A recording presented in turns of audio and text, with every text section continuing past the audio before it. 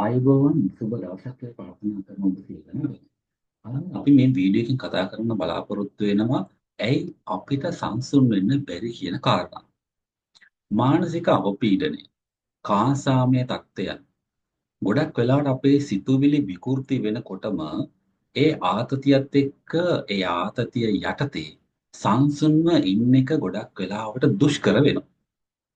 දැන් අපිට යම් කිසි සිද්ධියක් යම් කිසි අවස්ථාවක් මොකක් හරි කලබගෑනියක් මේ ඕනම දෙයක් ළමයෙක් වුණත් වැඩිහිටියෙක් වුණත් ඕනම වයස් කාණ්ඩයක කෙනෙක්ට ඒ අවස්ථාවට මුහුණ දෙනකොට ඒ සිතුවිලිත් විකෘති කර කර පුද්ගලයා අපහසුතාවයට වේදනාවට කලකිරීමට දුකකට පත් වෙනකොට ඒ ආතතිමය තත්ත්වයේ යත්තේ සංසුන්ව ඉන්න එක අමාරුයි දුෂ්කරයි. ඒක නිසා සංසුන් වෙලා ඉන්න බෑ. ඒක නිසා අපේ හැසිරීම වෙනස් වෙනවා. ආවේගශීලී බව කතාවෙන්, හැසිරීමෙන්, ක්‍රියාවෙන් පෙන්වන්න පටන් ගන්නවා. එක්ක අපේ මනසෙත් ලොකු කලබගෑනියක් සිද්ධ වෙනවා. නොසන්සුන්තාවය හිතට දැනෙන්න ගන්නවා. ඒක හරි වදයක් වගේ දැනෙන්න ගන්නවා. මේක ගොඩක් අය එක එක ආකාරයේ නොඑක් නොඑක් විදිහේ ප්‍රශ්න නිසා මුහුණ දෙනවා. අත්විඳිනවා. අපි සංසුන් වෙලා ඉන්න අවශ්‍ය ක්‍රම දියුණු කරගෙන නැත්නම් පුරුදු පුහුණු කරගෙන නැත්නම් අපි ඍණාත්මක සිතුවිලි ඉවතට තල්ලු කරන්නේ නැතිව ඒකත් එක්ක ඉන්න උත්සාහ කරනවා නම් ඒකත් එක්කම නම් කටයුතු කරන්නේ. ඒව සාමාන්‍යයෙන් වඩා නොනැසී පවතින තත්ත්වයක් තුල තමයි ඔබ ඉන්නේ. ඒ කියන්නේ ආතතිය කියන තත්ත්වයෙන් මිදෙන්නේ නැහැ. ආතතියත් එක්කම බුරබුරා නගින. දියබුළු දාන උතුරන වතුරයක ඉන්නා වගේ හැමතිස්සෙම රත් වෙච්ච ගම. නිමෙන්නේ නැහැ. බුබුලු දානවා, පැසවනවා. එහෙම ප්‍රශ්න ගොඩක් අයක් තියෙනවා. නමුත් ඔබ කරන්න ඕන අපි ඒකට ක්‍රම හොයාගෙන සංසුන් වෙන්න ආතතියෙන් මිදෙන්න ක්‍රම හොයාගන්න එක. පොඩි පොඩි ටෙක්නික්ස් පාවිච්චි කරන එක. එතකොට අපි ගොඩක් වෙලාවට මේ ආතතිය ඍණාත්මකයි. එහෙම නැත්නම් බාහිර සාධකයක් විදිහට හිතනවා නම් ආතතිය කියන එක එයා හින්දා මට ඇතිවෙච්ච එකක් නෙවෙයි. ඒ සිද්ධියේ හින්දා මට ඇතුණ එකක් නෙමෙයි කියලා හිතන්න. තාර්කිකත්වය වෙනස් විදියකට මෙහෙයවන්න පුළුවන් කමක් ටිකක් හරි ලැබුණා. හැමතිස්සෙම ඔබ වැරදි කියලා පිළිගන්න කියන එකක් නෙමෙයි. නමුත් ඒ අවස්ථාවන් සංසිද්ධීන් අනුව අපිට මේ ආතතිය ඍණාත්මක. එහෙම නැත්නම් බාහිර සාධකයක් නිසා ඇතිවුණු තත්ත්වයක් කියලා හිතන්න පුළුවන් කමක් ලැබුණොත් ඒකත් ඔබට යම් ආකාරයකට ඒක පාලනය කරගන්න හැකියාවක් තියෙනවා. නමුත් සමහර වෙලාවට ආතතිය දායක වෙනවා. අපේම දේවල් සාර්ථක කරගන්න. ආකර්ශනීය වශයෙන් නව අභියෝග වලට මුහුණ දෙන්නත් දායක වෙනවා. ඒතකොට සංසුන්කම කියලා කියන්නේ ආතතිය විරුද්ධ පැත්ත. එතකොට ඔබේ ආතතිය ඵලදායී ලෙස මෙහෙයවනම නම් ඒක ප්‍රශ්නයක් නෑ. ඒක ඉගෙන ගන්න. එතකොට නරක ආතතිය හොඳ ආතතිය බවට පත් කරගන්න පුළුවන්කමක් තියෙනවා නම් ඒකිනුත් ඔබ දිනුම් කනුවට යන්න. ඔබගේ මානසිකත්වයේ කායික අපහසුතාවයන් පාලනය කරගන්න හැකියාවක් ලබනවා. එහෙනම් අපි කෙටි කාරණා කිහිපයක් ගැන සලකලා බලමු. කොහොමද අපිට මේ සංසුන්තාවය ඇති කරගන්න පුළුවන් වෙන්නේ හදිසි අවස්ථාවන් වලද එහෙම නැත්නම් කෙටි ආතතියක් දැනෙනකොට නැත්නම් දීර්ඝ කාලීන ආතතියකට යන්නේ නැතුව මේක වළක්ව ගන්න අපිට පොඩි පොඩි කරන්න පුළුවන් ක්‍රමවේදයක් මොනවද කියලා. එතකොට ඉක්මනින් සංසුන් වෙන්න අවශ්‍ය ක්‍රම දැන් විවිධ අවස්ථාවන් වලට අපි මේ කතා කරන උදාහරණ නැත්නම් මේ ක්‍රම භාවිතා කිරීමට ඔබට අවශ්‍ය වුණාට සමහර වෙලාවට ඔබ බලාපොරොත්තු වෙන්නේ ඉක්මනින් විසඳුමක් විතරයි. ඒකෙන් මිදෙන්න මට ඉක්මන් විසඳුමක් විතරයි බලාපොරොත්තු වෙන්නේ. ඔබට මේ මොහොතේ සංසුන් වෙන්න අවශ්‍ය නම් ස්වයං ආවර්ජනය කරන්න කාලය නැත්නම් මෙන්න මේ උපක්‍රම භාවිතා කරන්න ඉක්මනින් උත්සාහ කරන්න. මේ උපාය මාර්ග භාවිතා කරන්න උත්සාහ කරන්න.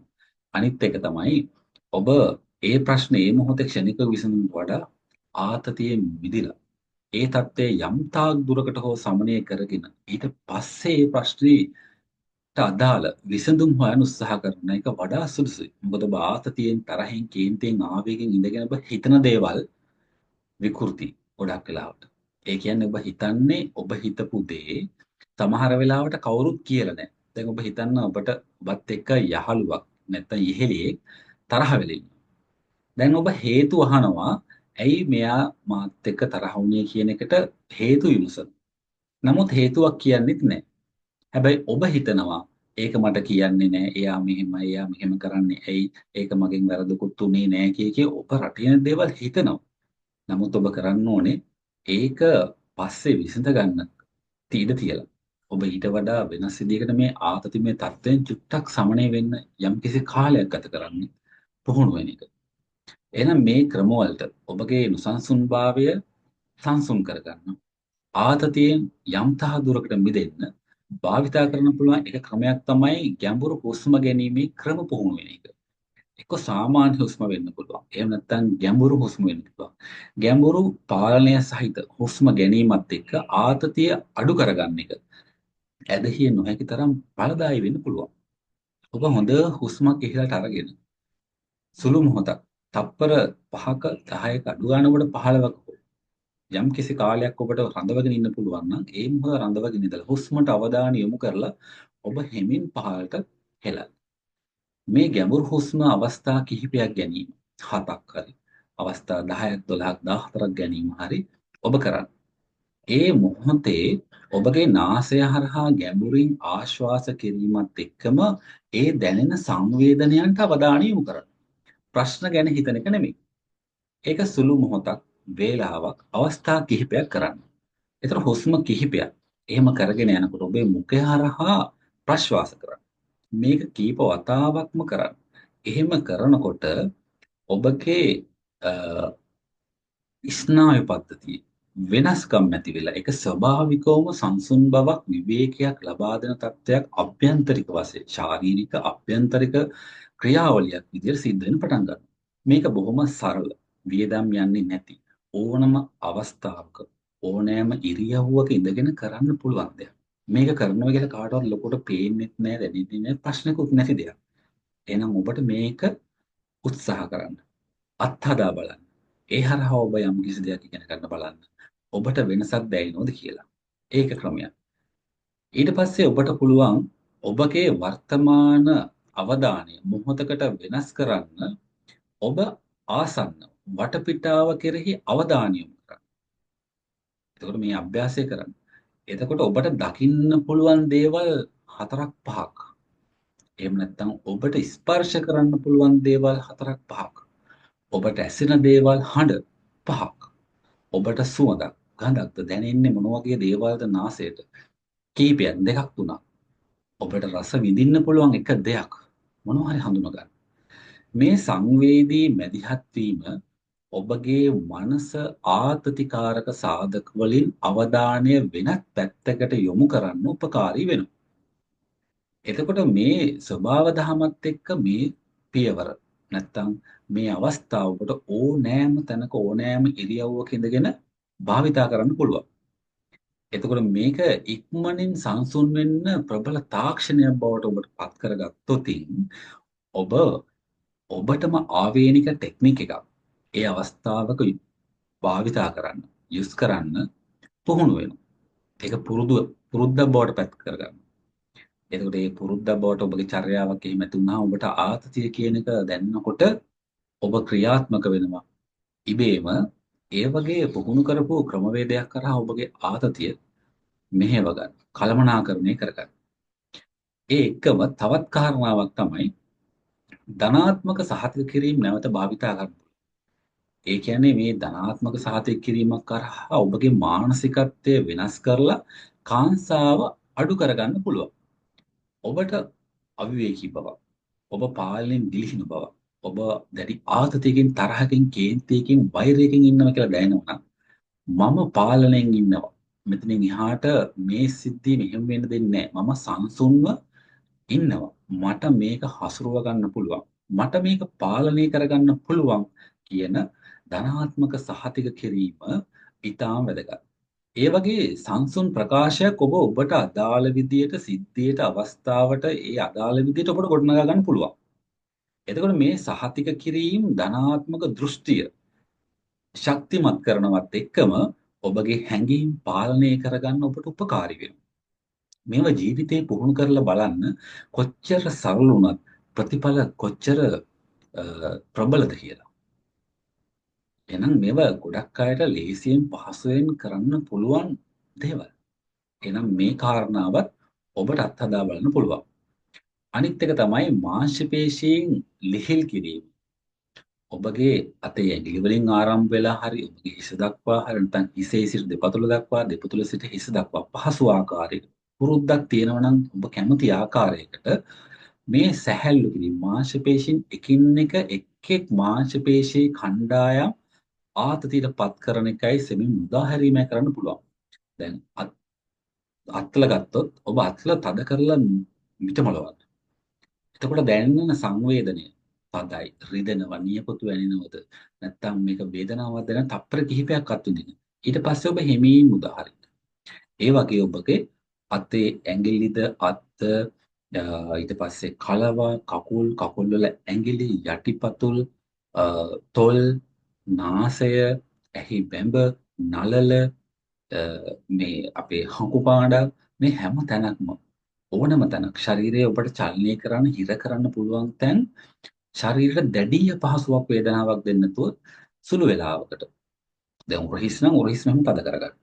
තත්පර කිහිපයක්. ඔබට අපහසුාවක් නේද? ඒ කිහිපය තත්පර කිහිපයක් ඇතුළත ඒ දැනෙන වේදනාවක් විඳලා බොහෝම හිමින් සැහැල්ලු තත්ත්වයට එන්න. එතකොට ඔබ තද කරගනිද්දී හිර කරගනිද්දී දැනෙන වේදනාවක් අපහසුව දැනෙන ඒකත් අත්විඳින්න. ඒකට අවධානය යොමු කරන්න. ඊට පස්සේ හොඳට සැහැල්ලුවට සාමාන්‍ය තත්ත්වයට පිහිටෙන්න අත්හැරලා දාන්න සැහැල්ලුවේ. ඊට පස්සේ ඒ සැහැල්ලුවක් ඉන්න. ඒක අවස්ථා 3ක් විතර කරන්න. එහෙම අවස්ථා කීපයක් ඔබගේ ශරීරයේ ස්ථාන කිහිපයකට මේ ක්‍රමවේදය කරගෙන යන්න. එතකොට මේ තාක්ෂණය ඵලදායී ලෙස ශාරීරික ආතතිය අඩු කරනවත් එක්කම ශරීරයේ ලිහිල් කිරීම ප්‍රවර්ධනය කරන්න ආතතිය දැනෙනකොට ඒක සංසුන් කරන එක පහසු කරලා දෙන්න.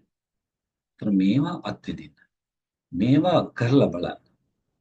ඒ වගේම දෘශ්‍යකරණය ඔබට ඊළඟ ක්‍රමවේදය විදිහට ඔබට භාවිතා කරන්න පුළුවන්.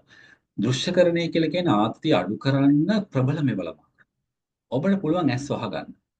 ආරක්ෂිත නම් එයා ගෙදරක නිදහස් තැනක බයක් සැකක් හිතට දැනෙන්නේ නැති තැනක නම් ඇස් වහගන්න පුළුවන්. එතකොට වාහනයක නම් වාහනේ නවත්තලා ඉන්න වෙලාවක වෙන්න පුළුවන්. ඒක තන ආරක්ෂිත තැනක් වෙන්න ඕන. ඔබට ආරක්ෂිතයි කියලා හැඟීමක් දැනෙන තැනක. ඒ වගේ වෙලාවක එහෙම නැත්නම් වෙරළක් වෙන්න පුළුවන්. වනාන්තරයක් වෙන්න පුළුවන්. නැත්නම් ඔබගේම ගෙවත්තේ පිටුපස යම්කිසි තැනක වෙන්න පුළුවන්. ඔබට සංසුන් සැහැල්ලුවක් දැනෙන ඕනෑම ස්ථානයක්. දැන් සාමකාමී දර්ශනයක් අඩු ගන්න හිතන්න පුළුවන් ඔබට ගෙවත්තක් නැත්තම්.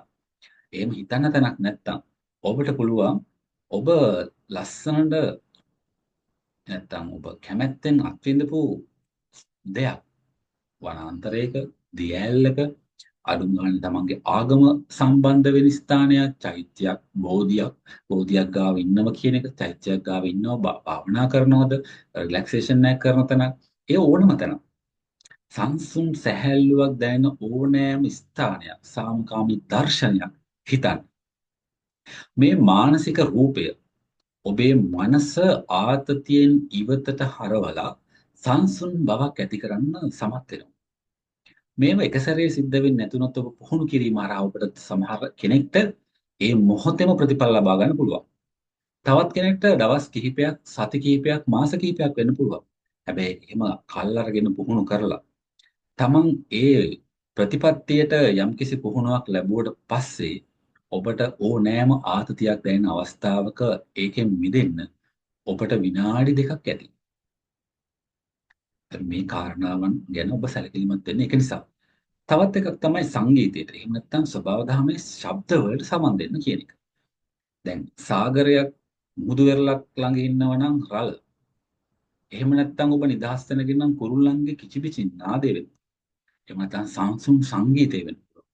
ස්වභාව දහමේ ඕනෑම ශබ්දයක් වාදනය කිරීමක් ඔබේ මනසට සංසුන් බලපෑමක් ඇති කරන්න හේතු වෙනවා.